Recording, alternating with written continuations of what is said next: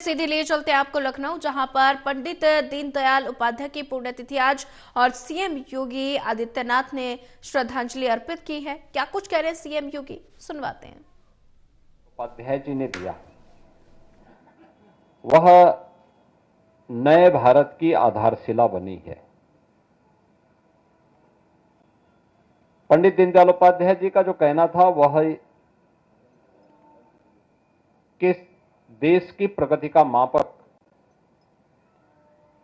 ऊंचे पायदान पर खड़े व्यक्ति से नहीं, बल्कि सबसे निचले पायदान पर जो व्यक्ति पड़ा है उसके चेहरे की खुशहाली से की जानी चाहिए। उनकी सोच अंत्योदय की सोच थी। अंतिम पायदान पर खड़े हुए व्यक्ति के बारे में हमारी सोच क्या है, उस सोच को प्रदर्शित करने के लिए ही उन्होंने देश के स्वतंत्र भारत में एक नए जीवन दर्शन को, विचार प्रवाह को उन्होंने उस समय दिया था।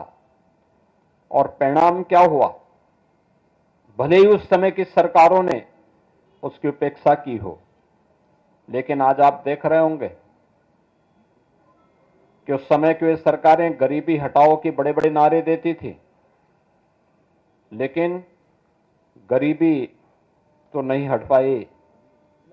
देश में गरीबों की संख्या बढ़ती गई। आज आप देख रहे होंगे पिछले 11 वर्ष के अंदर प्रधानमंत्री मोदी जी के नेतृत्व में मोदी जी ने 2014 में जो बातें देश के नागरिकों से कही, उनसे जब पूछा गया कि वास्तव में भारत के विकास का रोड मैप आपके पास क्या है, उन्होंने एक शब्द में उसको कहा था, एक वाक्य में कहा था कि सबका साथ और सबका विकास का। इस सबका साथ जिसमें जाति, मत, मजहब, क्षेत्र, भाषा के आधार पर किसी के साथ भेदभाव नहीं है। देश के अंदर अमीरी और गरीबी की रेखा को समाप्त करते हुए सबको हम एक साथ लेकर के चलेंगे, इस भाव को लेकर के उन्होंने एक नारा दिया। और ये सबका साथ और सबके विकास का भाव ही अंत्योदय का भाव है।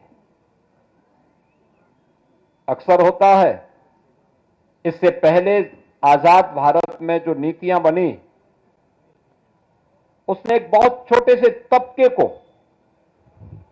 समृद्धि की एक नई ऊंचाई पहुंचाने में मदद भले की हो, लेकिन एक विराट विशाल तबका ऐसा था जो अभावों से जूझ रहा था, बुनियादी सुविधाओं से जूझ रहा था,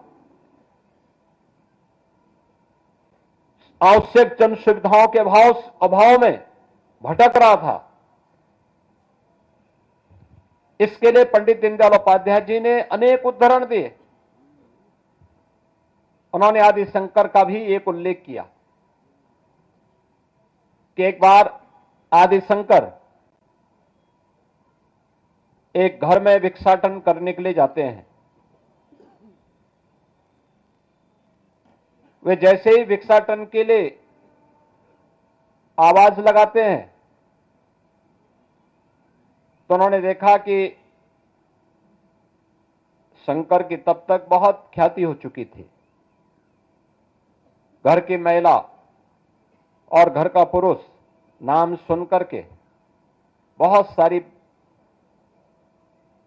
भीख देने के नाम पर बहुत सारा द्रव्य और अन्य सामग्री उन्हें देने के लिए आया। सामने दाता खड़ा है, लेने वाला सामने शंकर के रूप में खड़ा है, लेकिन इसी दौरान उस घर के बगल में एक व्यक्ति की करा उनके कानों में सुनाई देती है, जो भूख से तड़प रहा है, करा रहा है। तो जैसे ही घर की मालकिन भिक्षा देने के लिए आगे बढ़ी, उन्होंने आदि शंकर से इस बात का अनुरोध किया कि आप हमें कृतार्थ करें। से लेकर के आदि शंकर ने अपनी झोली पीछे कर दी। उन्होंने कहा नहीं, मैं ऐसे घर की भिक्षा नहीं ले सकता जिनके मन में इतनी संवेदना न हो कि घर का बगल का व्यक्ति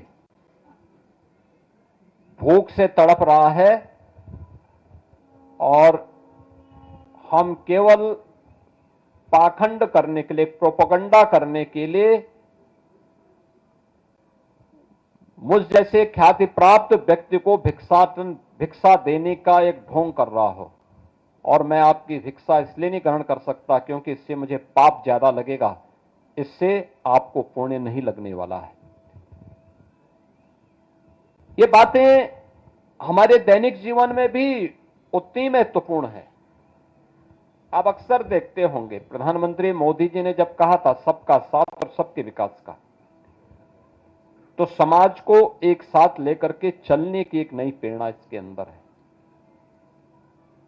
पंडित दीनदयाल उपाध्याय जी ने इन्हीं बातों को अंत्योदय की बात कहकर के एक नई प्रेरणा प्रदान की थी, एक नया विचार दर्शन दिया था। हम अपने दैनिक जीवन में भी इस बात को देखते होंगे, पारिवारिक जीवन में भी आप देखते होंगे, सार्वजनिक जीवन में भी देखते होंगे